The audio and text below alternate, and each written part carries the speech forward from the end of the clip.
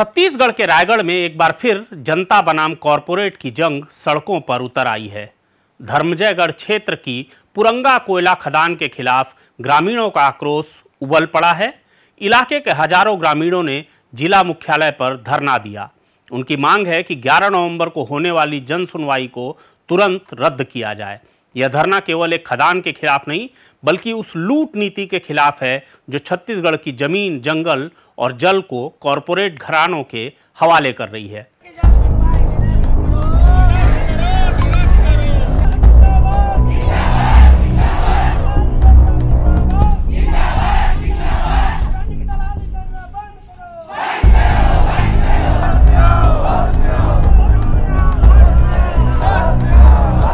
नमस्कार, खबरों की खबर में आपका स्वागत है। मैं हूं राघवेंद्र। धर्मजयगढ़ की पुरंगा खदान लगभग 2150 एकड़ में फैला इलाका है, जिसे अडानी समूह की अंबुजा सीमेंट कंपनी को सौंप दिया गया है। यह वही क्षेत्र है जो पेसा कानून के तहत संरक्षित है, जहां ग्राम सभा की अनुमति के बिना 1 इंच भूमि भी नहीं ली जा सकती। मगर सरकार ने पेसा कानून को ठेंगा दिखाते हुए खदान की प्रक्रिया आगे बढ़ा दी है। 3 ग्राम पंचायतों ने साफ साफ प्रस्ताव पारित कर दिया कि वे इस खदान को नहीं चाहते, लेकिन सरकार और कंपनी दोनों ने ग्राम सभा की आवाज को बहरा कर दिया है। यह वही पुरानी कहानी है, ऊपर से आदेश आता है, नीचे जनता कुचली जाती है। सरकार के लिए यह सिर्फ एक कोल ब्लॉक है, लेकिन यहाँ के लोगों के लिए यह उनकी जमीन, उनकी संस्कृति और उनका अस्तित्व है।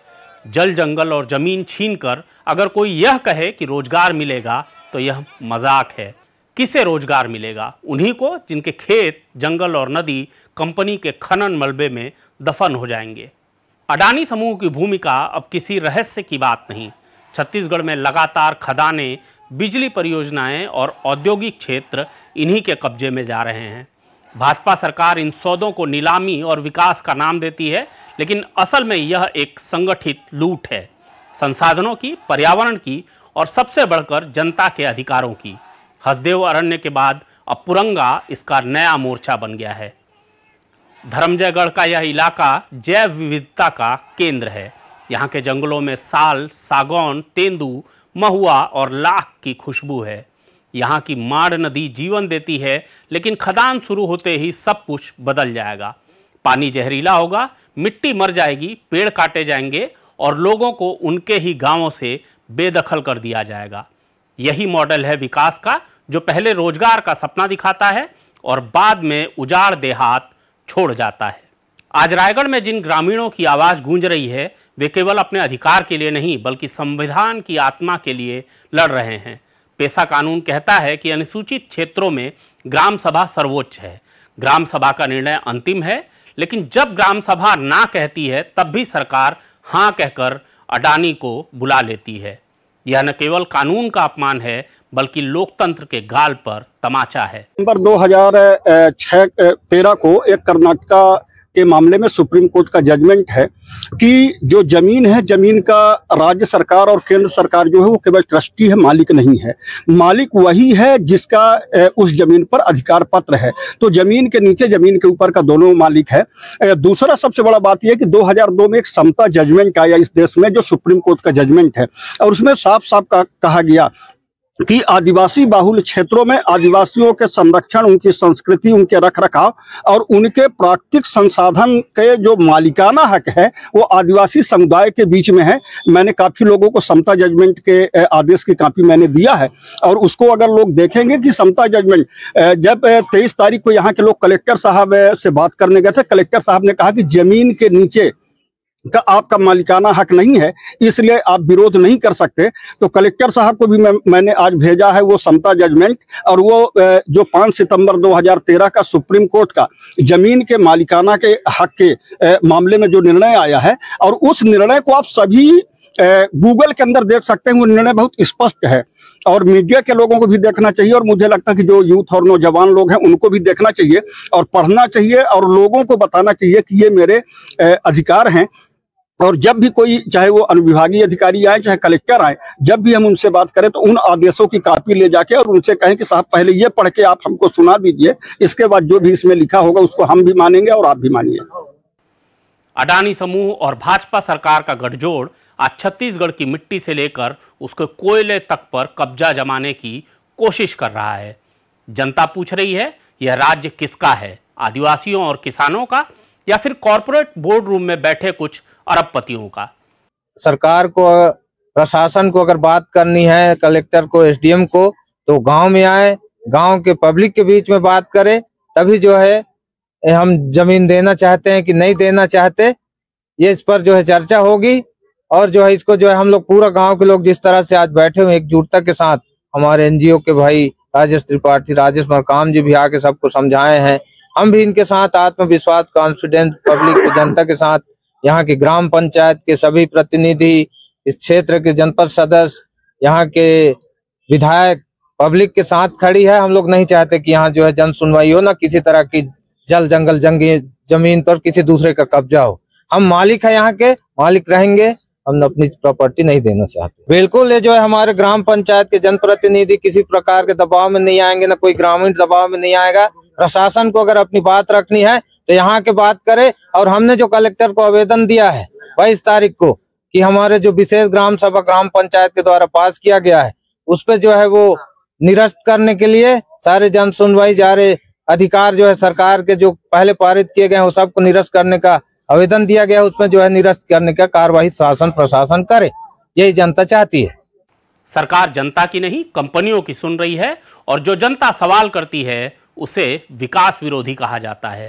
शासन के द्वारा गैर कानूनी, गैर संवैधानिक तरीके से परिवहनी जन सुनवाई कराए जाने का फरमान जारी किया गया, जिसको लेकर के पूरे तीनों गांव के लोग बहुत ज्यादा आक्रोशित हैं, क्योंकि ये भारत के संविधान के अनुसार अनुसूचित क्षेत्र है, 5वें अनुसूचित क्षेत्र है। यहाँ पैसा कानून भी लागू है, और इसलिए यहाँ पर बिना ग्राम सभा सहमति के सरकार यहाँ कोई भी परिवहनी जन सुनवाई नहीं करा सकती।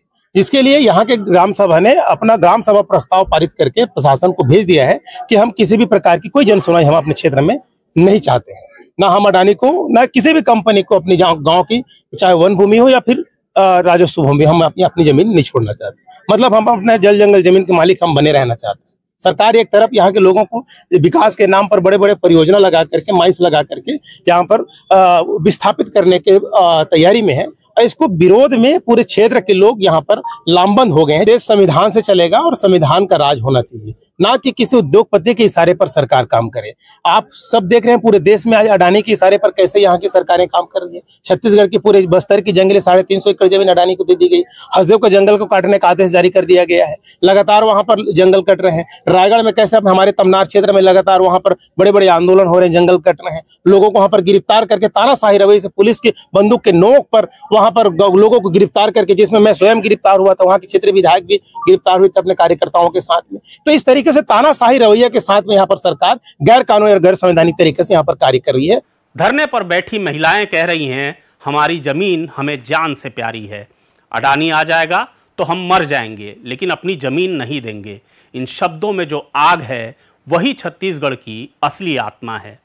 अब सवाल यह है कि क्या सरकार इन आवाजों को फिर से कुचलने की तैयारी में है? क्या फिर वही होगा, फर्जी जन सुनवाई, झूठे वादे और अंत में विनाश? सरकार कहती है लोग अपनी बात रख सकेंगे, लेकिन जब ग्राम सभा पहले ही ना कह चुकी है तब जन सुनवाई का क्या अर्थ रह जाता है? यह सिर्फ औपचारिकता है ताकि रिपोर्ट में लिखा जा सके कि जनता से राय ली गई। 11 नवंबर को जो जन सुनवाई होने वाला है उसे निरस्त करने के लिए हम ग्राम सभा किए थे और उसमें प्रस्ताव भी बनाए थे, पारित किए थे। उसको 22 अक्टूबर को रायगढ़ लेके गए थे कलेक्टर के पास। ठीक है, कलेक्टर सर 24 घंटे का मोहलत मांगे थे कि हाँ 24 घंटे बाद हम कुछ निर्णय देंगे, बताएंगे करके।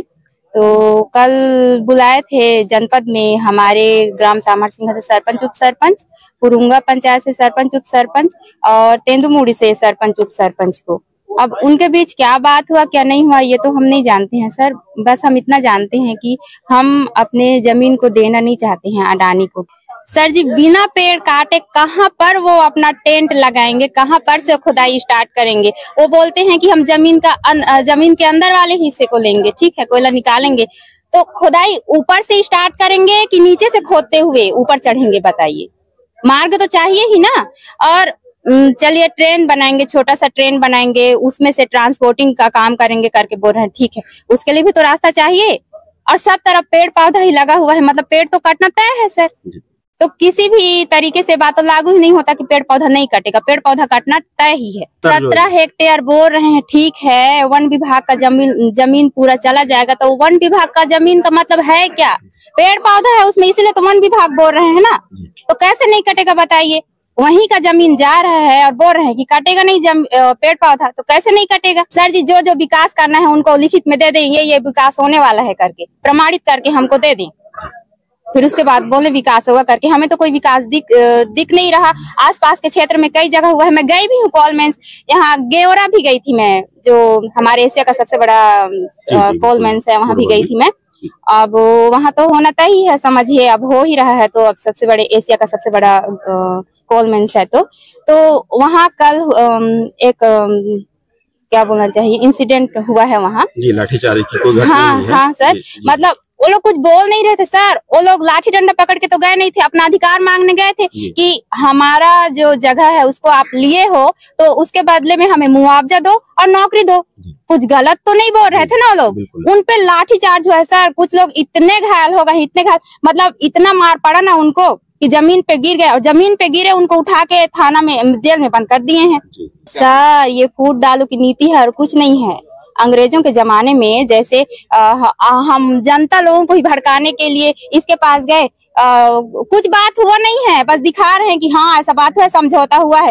उस बेचारे का कोई दोष ही नहीं है, उसको पता ही नहीं है कि टॉपिक क्या है, बस वही बात चल रहा है सर। सरपंच उप सरपंच लोग गए थे और बोल रहे हैं कि समझौता हुआ है करके, और उनको कुछ पता ही नहीं है सरपंच लोगों को कि बात क्या हुआ है। वो लोग जो बोल रहे थे उसको ये लोग सुन के आ गए हैं। इतने पढ़े लिखे तो है नहीं सर हमारे सरपंच उप सरपंच कि वो लोग जानेंगे संविधान में क्या है क्या नहीं है करके और उनको बता पाएंगे। हमारे एसडीएम सर पेश एक्ट के बारे में बता दिए, उसके बारे में जानकारी ही नहीं है इनको, तो कैसे जवाब दे पाएंगे? बोलिए हाँ में ही ऐसे सही हिलाएंगे कि नहीं हिलाएंगे सर? मेन बात यही है, गांव वालों को बेवकूफ समझ रहे हैं ना, गांव वाले पढ़े लिखे नहीं है तो इन लोगों को जैसे ही बरगलाएंगे लोग हमारे झांसे में आ जाएंगे, सोच रहे हैं। हमसे जितना हो सकेगा हम विरोध करने की कोशिश करेंगे, जहां भी जाना पड़ेगा हम लोग जाएंगे।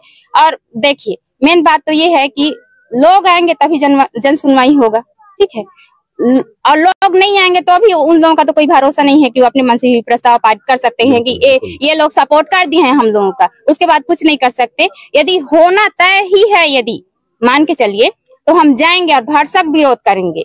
और जहां तक प्रयास हो, हम तो यही चाहते हैं कि जन सुनवाई हो ही ना, निरस्त ही हो जाए। कोयले की इस दौड़ में केवल जंगल नहीं कटने वाले हैं, लोकतंत्र का एक हिस्सा भी कटना तय है। रायगढ़ के ग्रामीण जानते हैं कि अगर आज उन्होंने विरोध नहीं किया तो कल उनकी पीढ़ियां उजाड़ दी जाएंगी, इसलिए वे डरे नहीं हैं। वे जानते हैं कि विकास के नाम पर जो विनाश हो रहा है वह उनके जीवन को ही निगल जाएगा। रायगढ़ में गूंज रहे नारे सिर्फ विरोध का नहीं, चेतावनी का प्रतीक बन चुके हैं। यह सिर्फ एक खदान का विरोध नहीं, यह उस व्यवस्था के खिलाफ विरोध है जो विकास के नाम पर हर चीज बेचना चाहती है, जमीन, जंगल, नदियां, कानून और इंसानियत तक। इस तरह की खबरें देखने के लिए आप हमारे चैनल को लाइक, शेयर और सब्सक्राइब जरूर करें। हमेशा की तरह हमें अपनी खबरों पर आपकी प्रतिक्रियाओं का भी इंतजार रहता है। नमस्कार।